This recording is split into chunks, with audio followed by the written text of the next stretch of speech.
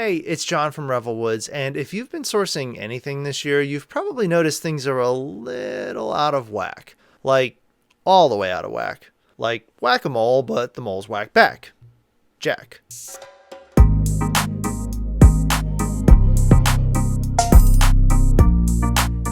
So what is going on with pricing and lead time in the lumber industry? Well, early in the year, it was spotty enough that if you tried hard enough, you could probably ignore it. But now it's gotten so out of hand that I felt that we owed you as an industry a detailed explanation and deep dive of what's going on here so that you can accurately convey that information to your clients so that even though you're delivering them bad news in some cases, you still have all the information, you are still the expert, you are still in charge of this project, and you can inspire some confidence in them even through this tumultuous time. Okay, let's get into it. First, let's talk about what normal looks like. So typically in the flooring industry, we have price increases just like anyone else, but they're usually incremental. So on average, a supplier will give us a price increase every roughly 18 months or so, sometimes a little more, sometimes a little less.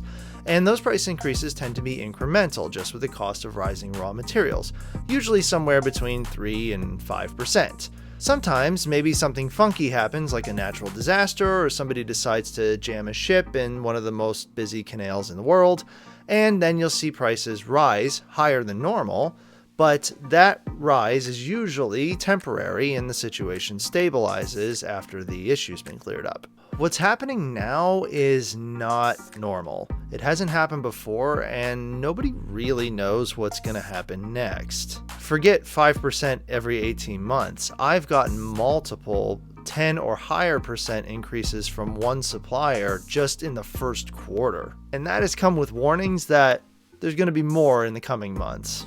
Lead times are also upside down right now. Domestic product, which used to be a rock solid 2 weeks to get from the time of order, are now closer to 10. On imported products, that could be as much as 16 weeks. All while the price keeps jumping, sometimes with no warning. So I know a lot of you are seeing this instability in other industries like furniture or appliances, but the issue in flooring is actually a little different. So I want to do this deeper dive into the issue for you so that you can really explain this to your clients and help manage their expectations. I also want to talk about what we at Revel Woods are doing to make this easier for you, and then what you can do to help us to ensure you have the best possible experience. To properly understand the situation that we are in here in 2021, we first have to go back a couple of years. So grab your goggles and your nose plugs because we're about to do a pretty deep dive.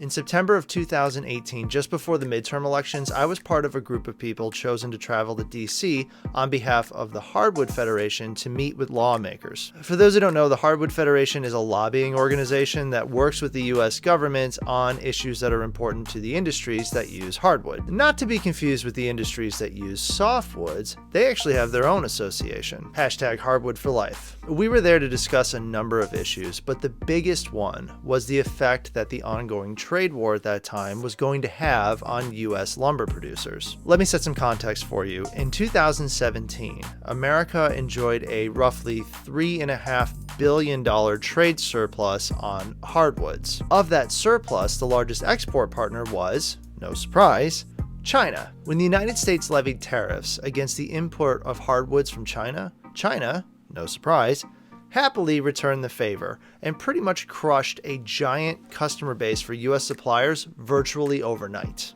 Might surprise you to learn that the big problem here was not so much the crushed customer base, but actually the overnight. See, hardwood trees take a long time to grow, unlike softwood trees, which just pop up for anyone like they just don't care. #Hardwood for Life. And once those trees have grown, the lumber needs time to be milled and dried, a process that can take months and sometimes years. My point is, it's a long manufacturing cycle and you can't just turn it up and down like a faucet. The main concern to arise out of all this was that US lumber producers were not going to be able to scale back their operation quick enough to meet the drop-off in demand, which would effectively flood the domestic market with way more product than there was demand for, which in turn would drive the price into the dirt like a felled oak. Hashtag tree jokes. They did try to seek relief, though. At one point, the US government was actually bailing out certain agricultural sectors that were being deeply affected by the trade war. Things like soy, that had soybeans piled up in silos that were just rotting due to the lost export partners. The government ultimately decided not to add hardwood to that list of relief, even though hardwood was over 10% of the total agricultural export. The reason for that?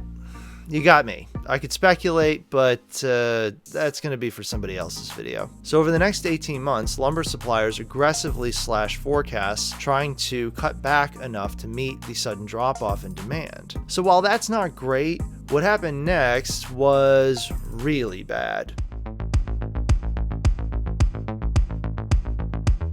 Enter what everybody calls Uncle COVID. Like almost every industry, COVID hit the lumber industry like a low-hanging tree branch on a bike trail. Hashtag tree jokes. Most of the mills were shut down for several weeks while state governments tried to figure out whose job was more important than whose. Are you shut all the way down? Are you partially open? Are you all the way open? It was a pretty confusing time. For example, in Pennsylvania, sawmills were initially deemed non-essential and were shut down. The decision was then eventually reversed when likely someone explained to the governor where toilet paper comes from. Once reopened, it wasn't business as usual. Factories had to implement distancing measures, which usually reduced their capacity to half or sometimes even a third, depending on how the factory was laid out. The reasoning for that made sense. You didn't want anybody getting sick, and if someone did get sick, it wouldn't risk shutting the entire plant down. So if you're keeping score at home so far, this is not going very well. But the next thing kicked it completely over the edge.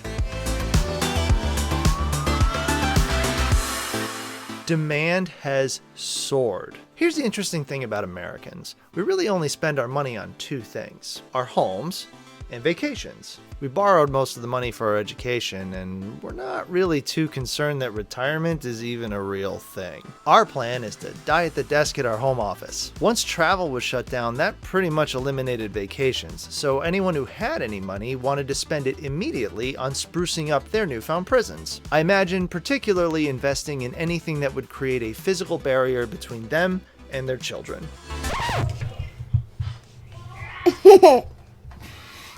It's a marker.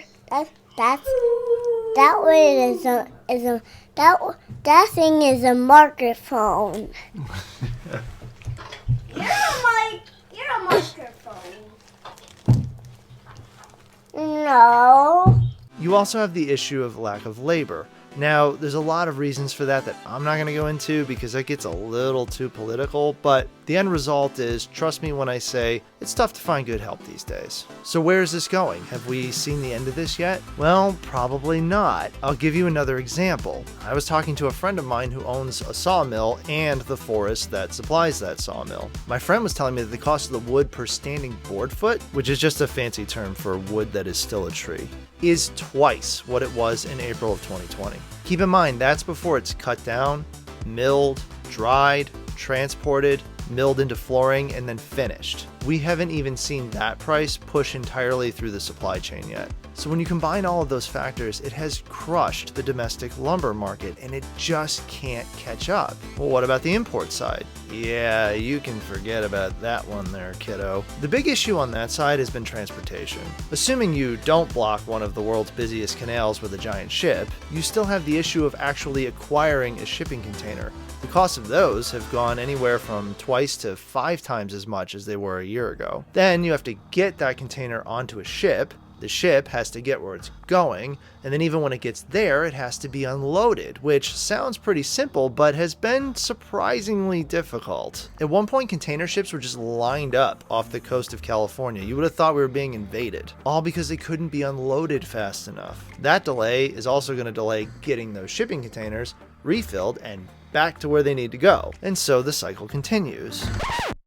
Welcome to intermission. Okay, so here, first we'll have to deal with great white sharks to get to the first treasure. When we get it, then we're gonna have to go down and deal with stingrays. And then we're gonna have to deal with spider crabs once we get this treasure. We're gonna have to deal with the saltwater crocodile. And then we'll get the treasure, and then we're gonna deal with piranhas. And then to get back home, we're gonna have to deal with everything else. All of this has come together in a perfect storm, which is why you'll be midway through a project and suddenly see the price jump and the lead time triple. So now you're either delayed in getting your project done, way over budget, both of those things, or starting over from a design standpoint trying to source an alternative product quickly, which you may or may not be successful at. The bottom line is this situation is not going to fix itself anytime soon. So what can we do about it? Do we just give up and close our businesses, try again in a year or two? Well, no. I mean, you could, but no. There are some things that we can do together. On your end, I need a couple things from you. First, I need you to understand that this situation is real and not some BS sales tactic to try and get you to close jobs quickly without thinking it through. If the product's been spec'd or you're looking at something, order it. We'll bring it in. We'll hold it in our warehouse. No matter what happens with the market fluctuations, it will hold at the price you paid for it. Doesn't matter what happens at that point, you're safe. As the old saying goes, to the speedy go the spoils. The other thing you can do is talk to us. We are working tirelessly to keep all of our channels updated with the most accurate information that we can, but I gotta be honest, it's getting tough. I got notified of another price increase coming at the end of this month, literally as I was recording this. But this isn't all just on you. Let me tell you what we're doing on our end. We are deeply connected throughout the entire flooring industry. As many of you know, my father is currently serving as chairman of the National Wood Flooring Association. Because of those connections, we are expanding our reach at a rapid pace. We are turning over every rock we can to find product from new sources, to figure out who has what coming in, when can that be expected. We are currently vetting new suppliers. I'll give you an example. I've recently been back and forth with a factory that has no US distribution footprint right now and is looking for that, and they happen to have inventory in Canada. No American companies even know about this, and we're working to get it secured for you. You just have to work with us. We'll get you pictures, we'll get you samples, we'll get you everything we need if we think it's the right product for your project. Just keep us in the loop with what you're doing, and we will try to find what we can for you. If we can't get the product that you expect, we're going to try and find something similar and get that replaced as quickly as possible. Okay, that's it for me for now. Look, I know it's tough out there, but if we stick together, we can get through this and our businesses will grow. Thank you. I'll see you next time.